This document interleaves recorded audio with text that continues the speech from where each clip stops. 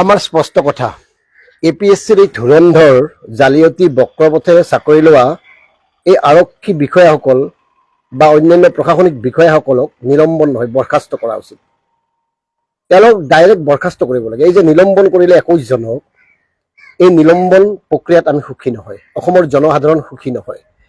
ইমান বদমাছ, ইমান ধুৰন্ধৰ প্ৰশাসনিক বিষয়াৰ দৰে পদ বহীত একো নিলিখাকে পৰীক্ষাৰ প্ৰশ্নৰ উত্তৰ নিদিয়াকে চাকৰি লৈছে আৰু তেওঁলোকে কেৱল নিলম্বন কৰিছে। গতিকে মাননীয় মুখ্যমন্ত্ৰী মহোদয় আৰু অসমৰ আৰক্ষী সঞ্চালক প্ৰধান ডাঙৰীয়া এইসকলক বৰখাস্ত কৰক। নিলম্বন শাস্তি হ'ব নোৱাৰে। নিলম্বন কোনো ক্ষেত্ৰত এইসকলৰ কাৰণে শাস্তি হ'ব নোৱাৰে। এওঁলোকে অপৰাধ কৰিছে, এওঁলোকে এনেকুৱা অপৰাধ কৰিছে মানে এপিএছচিৰ পৰীক্ষাত 2 নম্বৰী কৰি বক্ৰপথেৰে চাকৰি লৈ সাধাৰণ জনতাৰ সন্মুখত ভাল মানুহ হৈ থকা এওঁলোকক নিলম্বন কৰিব। নিলম্বনটো শেষ হ'ব নোৱাৰে। নিলম্বনটো কোনো কাৰণত মানে শাস্তি হ'ব নোৱাৰে। এওঁলোকক বৰখাস্ত কৰক। আৰু যদি নিলম্বন কৰিছে আমি জানিব খুজিছো যেতিয়ালৈকে তেওঁলোকৰ সমস্ত তদন্ত প্ৰক্ৰিয়া শেষ নহয় তেতিয়ালৈকে তেওঁলোকক দৰমহা নিদিব। মানে উইদাউট পে যদি নিলম্বন কৰিছে ঠিকে আছে, আৰু নিলম্বন কৰিলে তেওঁলোকে 50% দৰমহা পাই থাকে। আমি জনামতে যদি নিলম্বন কৰা হয় নিলম্বিত বিষয়াগৰাকীয়ে 50% দৰমহা পাই থাকে। গতিকে 50% দৰমহা পাই থকা এই বদমাছ অপৰাধীবিলাকৰ মানে শাস্তি হ'ব পাৰে নেকি? তেওঁলোকে ইমান বছৰতো 2013 চনৰ পৰা জালিয়াতি কৰি বক্ৰপথেদি ইমান দিন অতিৰিক্ত আৰক্ষী অধীক্ষক, অতিৰিক্ত উপায়ুক্ত হৈয়ে থাকিল, বিভিন্ন প্ৰশাসনিক বিষয়া, ৰাজহ বিষয়া হৈয়ে থাকিল, ইমান দৰমহা লৈয়ে আছে। তেওঁলোকেতো নিলম্বনো বহুত কৰে। গতিকে তাৰ পিছত তেওঁলোকৰ আধা দৰমহা দি নিলম্বন কৰিব, এইটো কেনে কথা? এই কথাটো অসমৰ ৰাইজে আপোনালোকে মানি ল'ব পাৰিব নেকি কওকচোন? তেওঁলোক অপৰাধী, চূড়ান্ত অপৰাধী, জালিয়াতি বক্ৰপথ 2 নম্বৰীকে চাকৰি কৰি আৰক্ষী বিষয়া হৈছে। তেওঁলোকে ভাল মানুহ দেখুৱাই মানুহ শাসন কৰে, কিমান মানুহক হাৰাশাস্তি কৰিছে তেওঁলোকে। গতিকে তেওঁলোকে যিটো বিপ্লৱ সময়ৰ প্ৰতিবেদনত তেওঁলোক দোষী সাব্যস্ত হৈছে, দোষী সাব্যস্ত হোৱাৰ পিছত তেওঁলোকক বৰখাস্ত কৰক। নিলম্বন কেনেকে শাস্তি হ'ব? নিলম্বন কোনো কাৰণত শাস্তি হ'ব নোৱাৰে। 50% দৰমহা আদায় কৰি বহি থাকিব প্ৰত্যেকেই বিচাৰে। আৰু তেওঁলোকতো নিলজ্জ, নীলাজ। তেওঁলোক অপৰাধীবোৰনো লাজ-চৰম ক'ত আছে? তেওঁলোকে ইমান লাজ-চৰম থাকিলে এই যে এজনে কৈছে ৰাকেশ দাসেও বোলে লিখাই নে কেৱল বহিছিল। গতিকে তেনেকুৱা মানুহে যদি 50% দৰমহা লৈ ঘৰত বহাৰ সুবিধা পায়, লোকচান কি কওকচোন? গতিকে মাননীয় ডিজিপি মহোদয়, আপুনি যে কেইদিনমান আগতে কেইগৰাকীমান যেনে ঘগ্ৰাপাৰ আৰক্ষী চকীৰ এগৰাকী বিষয়াকো বৰখাস্ত কৰিছিল অপৰাধত প্ৰমাণ পোৱাৰ পিছত, অপৰাধত তেওঁ যে জড়িত আছে সেই প্ৰমাণ পোৱাৰ পিছত। গতিকে বিপ্লৱ শৰ্মা বা ন্যায়িক প্ৰতিবেদনত, ন্যায়িক তদন্তত এওঁলোক অপৰাধী হিচাপে প্ৰমাণ হৈছে, এওঁলোকৰ জালিয়াতি ধৰা পৰিছে। গতিকে এওঁলোকক বৰখাস্ত কৰাত আপত্তি ক'ত? এওঁলোক কিয় বৰখাস্ত কৰা নহ'ব? কি যুক্তিত নহ'ব? আৰু আচৰিত কথা আপোনালোকে ভাবি চাওক যে এগৰাকী বোলে কাকতি, কুমাৰ নন্দিতা কাকতি বোলে এগৰাকী বোলে বিষয়া এপিয়াছ, তেওঁ বোলে আমাৰ এই ডক্টৰ সংগীতা দত্তক কৰিছিলে, আপোনাৰ জেৰা কৰিছিল।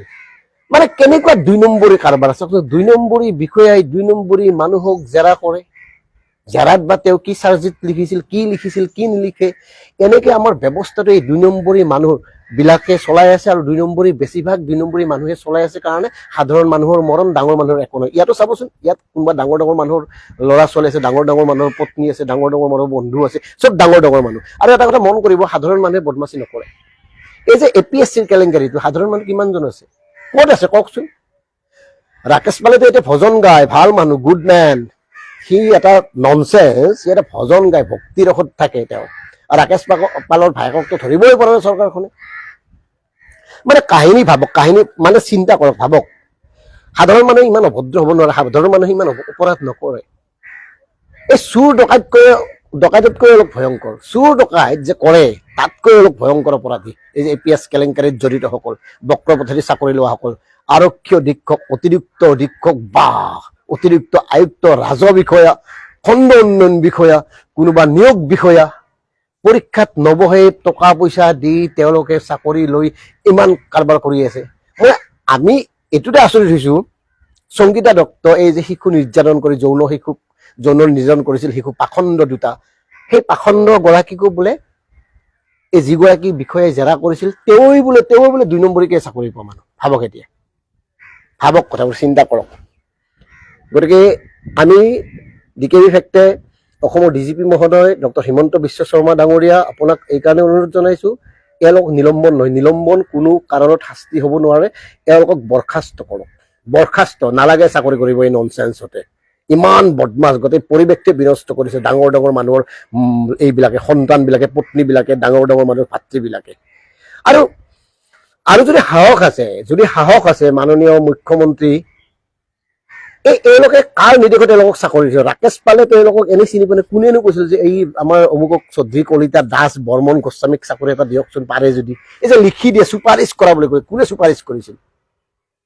এই বিষয়াসকলক কোনে চুপাৰিচ কৰিছিল? APSCৰ এই ননচেন্স বিলাকক, ষ্টুপিড বিলাকক, হাৰামীবিলাক কিমান টকালৈ কৰিছিল?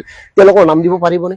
আৰু আমি জনামতে মাজতে বাতৰি কাকতত প্ৰকাশ হৈছিল যে অসমৰ বিভিন্ন দলৰ ৰাজনৈতিক নেতাও জড়িত আছে, বিভিন্ন দল সংগঠনো আছে, দল সংগঠনৰ চুপাৰিচতো একাংশৰ এই ধৰণৰ চাকৰি হৈছিল APSCত, অতিৰিক্ত অধীক্ষক হৈছিল, অতিৰিক্ত আয়ুক্ত হৈছিল, বিভিন্ন বিষয়ত, যোগান বিভাগত হওক বা ৰাজহ বিভিন্ন বিভাগত পদত যোগদান কৰিছিল তেওঁলোকে।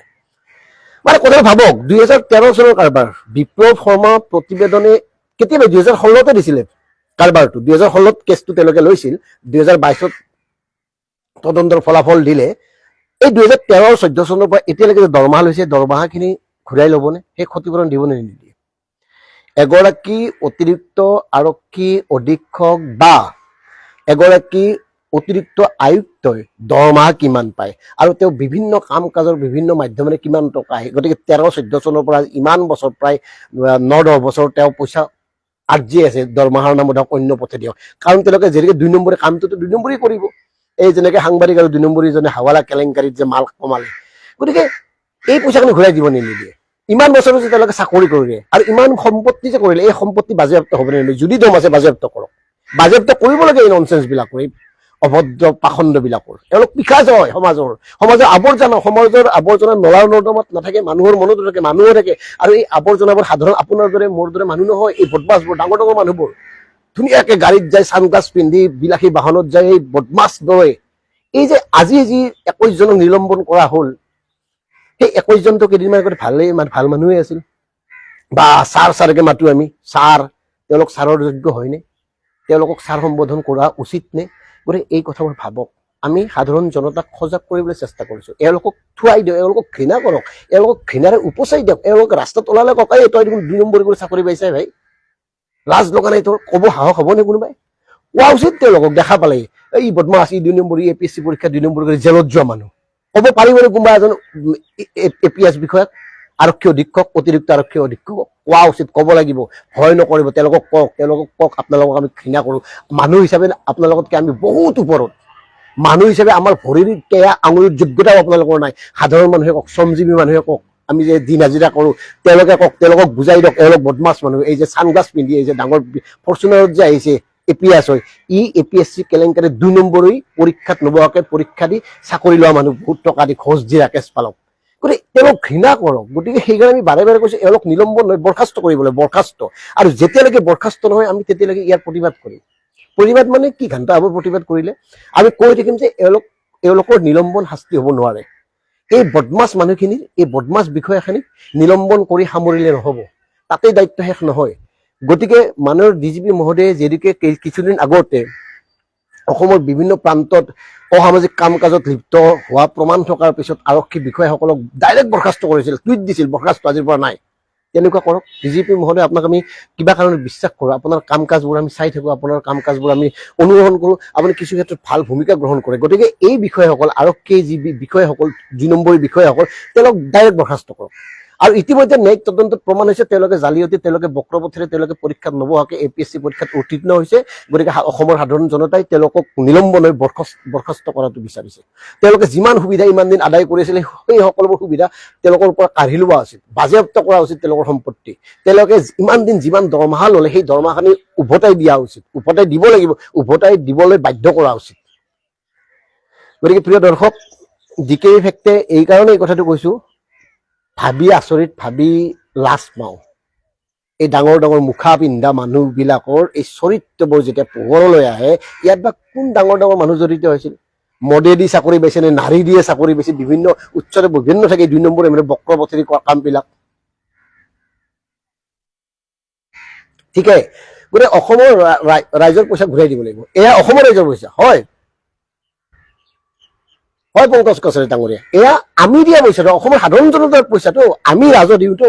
গতিকে আমাৰ ৰাজহেৰে তেওঁলোকে 2013-14 চনৰ পৰা দৰমহা লৈ আছে, অফিচাৰ, আৰক্ষী অধীক্ষক, অতিৰিক্ত আৰক্ষী অধীক্ষক, অতিৰিক্ত উপায়ুক্ত, বিভিন্ন বিভাগত ডাঙৰ ডাঙৰ পদত অধিষ্ঠিত হৈ তেওঁলোকে মতা অংকৰ ধন, মানে কম 10-20 হাজাৰ নহয়, লাখৰ ওপৰত তেওঁলোকে দৰমহা পায়। গতিকে সেই দৰমহা, সেই টকাখিনি, সুবিধাখিনি সাধাৰণ জনতাৰ টকাৰ পৰা লোৱা। গতিকে সাধাৰণ জনতাৰ টকা সাধাৰণ জনতাৰ হৈ তেওঁলোকে চৰকাৰক ঘূৰাই দিব লাগিব, আৰু ঘূৰাই দিবলৈ বাধ্য কৰাব লাগে।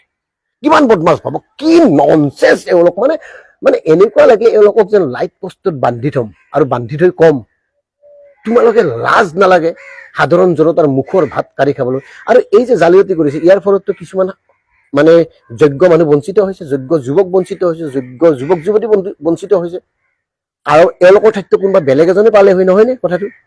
গতিকে এই APSCৰ পৰীক্ষাত যিসকলক আজিৰ তাৰিখত 21 জনক নিলম্বন কৰা হৈছেতো, গতিকে এই 21 জন নিলম্বন কৰা লোকক আপোনাৰ বৰখাস্ত কৰিব লাগে, ডাইৰেক্ট বৰখাস্ত, আৰু যদি নিলম্বন কৰিছে তেওঁলোকক দৰমহা উইদাউট পে নিলম্বন কৰক, এইটো আমাৰ স্পষ্ট কথা।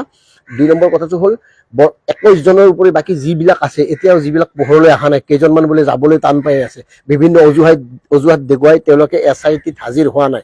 গতিকে SITত হাজিৰ নোহোৱা বিলাকৰ বিষয়েও মানে গুৰুত্বপূৰ্ণভাৱে অলপমান তীব্ৰভাৱে তদন্ত কৰক, আৰু তেওঁলোকে কিয় হাজিৰ নহ'ব। গতিকে আমি একো কৰিব নোৱাৰো, একো নহয়, আমি যে কৈ আছো এই কথাবোৰ, একো নহয়। তেওঁলোকে হয়তো কেইদিনমান পিছত কেছ কৰি আকৌ চাকৰি ঘূৰাই পাব, নিলম্বন যদি হয়। বৰখাস্ত হ'লে বেলেগ কথা, যদি বৰখাস্ত হয়, বৰখাস্ত কৰিবলৈ, আৰু বৰখাস্ত এইকাৰণে কৰিব লাগে, তেওঁলোকে বদমাছ, তেওঁলোকে ধুৰন্ধৰ, তেওঁলোকে জালিয়াতি কৰিছে, তেওঁলোকে বক্ৰপথৰে চাকৰি কৰিছে। যিহেতুকে নিলম্বন কৰিছে, নিলম্বন হ'লে কেইদিনমান পিছত তেওঁলোকে আকৌ চাকৰি পাব। গতিকে আকৌ চাকৰি পাই সেই ধুৰন্ধৰ মানুহবিলাকে আকৌ সেই একেই কামেই কৰিব। গতিকে মাননীয় মুখ্যমন্ত্ৰী মহোদয়, আৰক্ষী সঞ্চালক প্ৰধান মহোদয়, এওঁলোকক বৰখাস্ত কৰক, একদম বৰখাস্ত কৰক। শেষত প্ৰিয় দৰ্শক আৰু এটা কথা কওঁ, ডক্টৰ সংগীতা দত্তৰ পাখণ্ড শিশু নিৰ্যাতনকাৰী সংগীতা দত্তৰ জেৰা কৰা বিষয়াগৰাকীও বোলে এতিয়া এই 2 নম্বৰী। ভাবক, কোনে কাক জেৰা কৰে, কৃষ্ণ কৃষ্ণ, কোনে কাৰ কি বৃদ্ধি কৰে, আৰু সাধাৰণ জনতাই ভাল, আমাৰ দৰে মানুহে ভাল, আপোনালোকৰ দৰে মানুহে ভাল দিয়ক। আমি ধুনীয়াকে ভাত খাওঁ, চিন্তা নাই, ৰাতিপুৱা ভাত খাইছো, গধূলি ভাত খাইছো, ধুনীয়াকে টেনচন নাই, ধাৰো নাই, থোপাৰো নাই, কাকো দিবলগীয়া নাই, পাবলগীয়াও নাই। গতিকে সাধাৰণভাৱে জীয়াই আছো কাম কৰি, দিন ভিক্ষা প্ৰাণ ৰক্ষা। গতিকে এই ননচেন্স বিলাক কেৱল আমি থুৱাম। এতিয়াৰ পৰা আমি তেওঁলোকক ঘৃণা কৰিম, মুকলিকে ক'ম, মইতো ক'ম, আমি যেতিয়া লগ পাওঁ এইসকল লিষ্ট থৈ দিছো, এওঁলোকৰ মানুহ দেখে, কিহা তুমি 2 নম্বৰী পৰীক্ষাত বহি আৰক্ষী অধীক্ষক হৈছিলা, লাজ লগা নাই? তুমি পুলিচ হৈছিলা, এই পুলিচ 2 নম্বৰী। এনেকে এওঁলোকক ধিক্কাৰ দিব লাগিব, এনেকে এওঁলোকক ঘৃণাৰে উপচাই দিব লাগিব। আহক, আমি একো কৰিব নোৱাৰিলেও এই প্ৰবঞ্চক ধুৰন্ধৰ বদমাছসকলক আমি ঘৃণাৰে উপচাই দিওঁ। ধন্যবাদ।